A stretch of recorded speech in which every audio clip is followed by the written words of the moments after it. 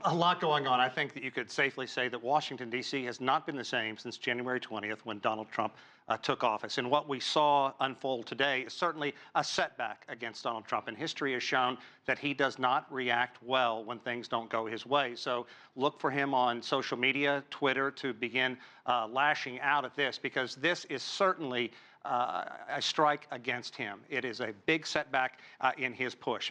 Throughout his campaign, he really played up the fact that he wanted to be the tough guy in the White House, that he wanted to stand up against terrorism. And the way he did this, by his executive order, an order which carries a lot of weight. It's essentially the same thing as a U.S. law once it is enacted. However, it must be enacted. And the critics said you can't simply steamroll the Constitution to get where he went. And perhaps we saw a little bit of Trump's hand, if you will, over the last couple of days, because Tuesday night here in the United States, the hearing played out in San Francisco. And the next day, Trump went on to say, I don't want to call a court biased, so I won't call it biased. He sort of did that backhanded way. We haven't had a decision yet, but the court seems so political. Then he also lashed into Judge Robarts. He is the Washington state judge who initially struck down Trump's effort to keep immigrants from 7 mostly Muslim nations from entering the United States, as well as refugees. The ban on Syrian refugees would be indefinite.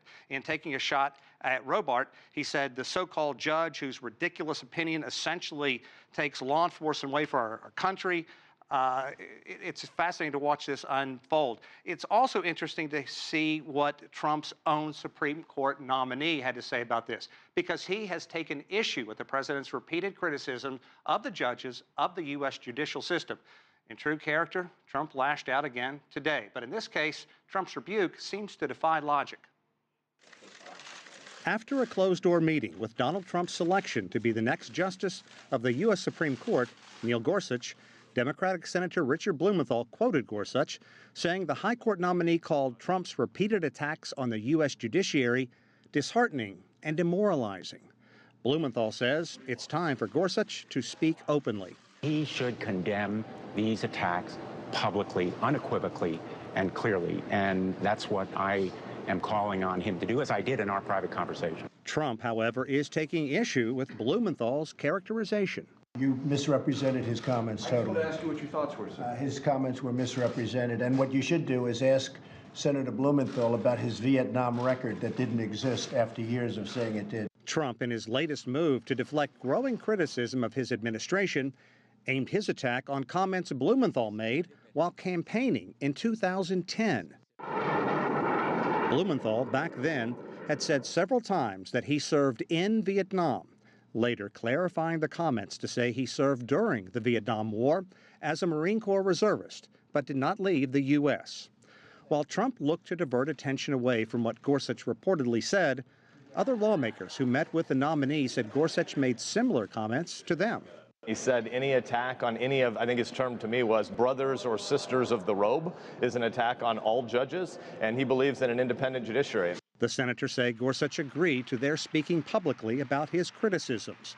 The bigger concern for many is Trump's history of hostile remarks about the U.S. judiciary, most recently criticizing the Federal Appeals Court, debating the future of Trump's proposed travel ban, as well as blasting the federal judge in Washington state who initially ruled against him regarding the contentious executive order.